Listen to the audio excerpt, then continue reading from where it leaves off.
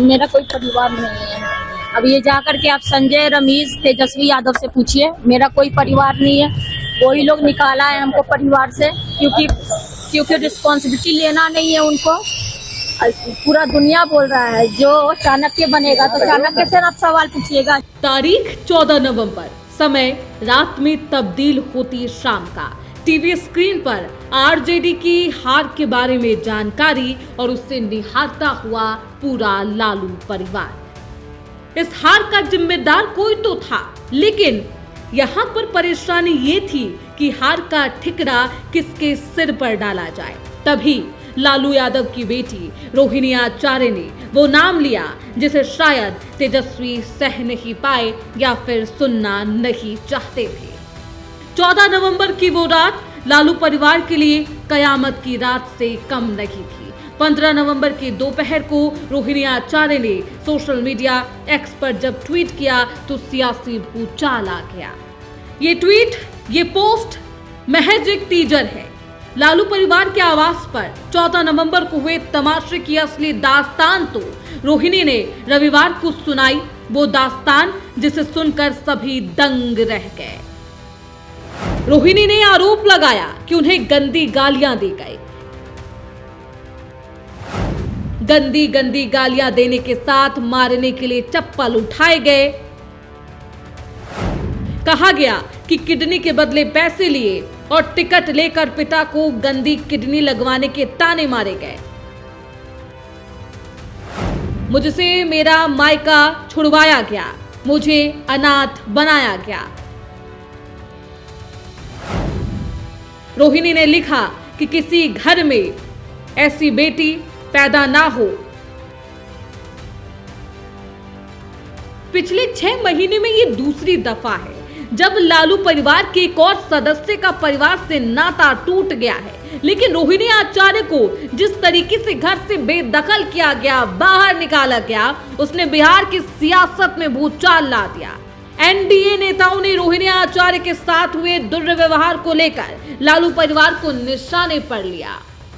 हमारे प्रधानमंत्री जी तो चुनाव के पहले ही कह दिया था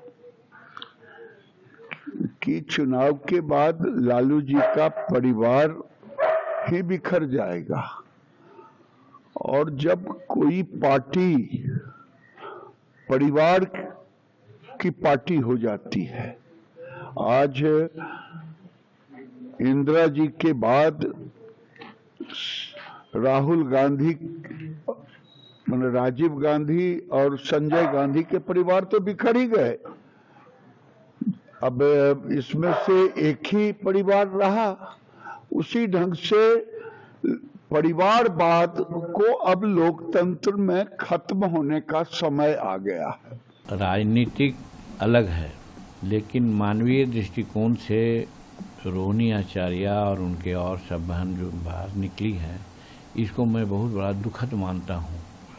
हमारा परिवार जो संयुक्त परिवार है, सब चलता है और ख़ास करके बहनों को विशेष करके तरजीह दी जाती है।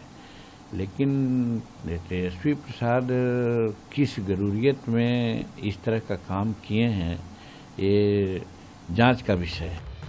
जिस बेटी ने पिता लालू यादव को अपनी किडनी देकर जीवन दान दिया, उसे जलील करके उसी के घर से बाहर का रास्ता दिखाया गया, वो भी उस पिता के सामने ही।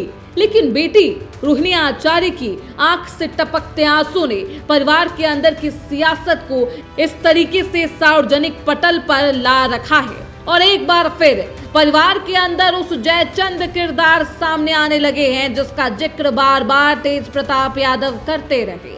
वो नाम है संजय यादव का। सियासी गलियारों में अब सवाल है कि क्या लालू परिवार के निजी फैसले भी संजय यादव ही ले रहे हैं? संजय यादव कौन है वो भी समझिए। संजय यादव आरजेडी से राज्यसभा सांसद।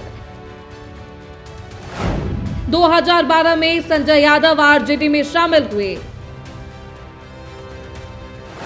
महेंद्रगढ़ के रहने वाले तेजस्वी और संजय की मुलाकात 2012 में क्रिकेट ग्राउंड पर हुई। 2013 में जब लालू यादव चारा घोटाले में जेल गए तो तेजस्वी ने संजय यादव को पटना बुलाया। तेजस्वी यादव और आरजेडी के सलाहकार हैं संजय यादव। संजय यादव के बारे में दावा किया जाता है कि वो आरजेडी के लिए विधानसभा चुनाव में प्लानिंग बनाते थे। सीट को लेकर टिकट बंटवारे में संजय यादव की बेहद अहम भूमिका रही। कि परिवारवादी पार्टियों में ऐसे कुरुक्षेत्र के दृश्य आपको मिलेंगे जहां सियासत की बुनियाद और उसमें बड़ी हिस्सेदारी केवल एक परिवार विशेष में जन्म लेने के बाद लोगों को मिलने लगती है, तो अपेक्षाएं आपस में टकराती हैं और तेजस्वी यादव का जो दंभ और अहंकार है वो परिवार को बांध नहीं पाए। चुनाव में मिली हार के बाद लालू परिवार में टकराव है, तकरार है। रोहिणी आचार्य के राबड़ी आवास छोड़ने के बाद रविवार को 3 और बहनें रागिनी, राजलक्ष्मी, चंदा यादव भी उस आवास से बाहर निकल जाती है। एक बेटी आज मजबूर होकर कह रही है कि मेरा कोई परिवार नहीं। Nobody is happy. कोई खुश तो नहीं है ना। परिवार किसी का बिखरता है, घर में किसी को दुख है तो अच्छा थोड़ी लगता है। ये पॉलिटिकल थोड़ी है, it's a personal family dispute.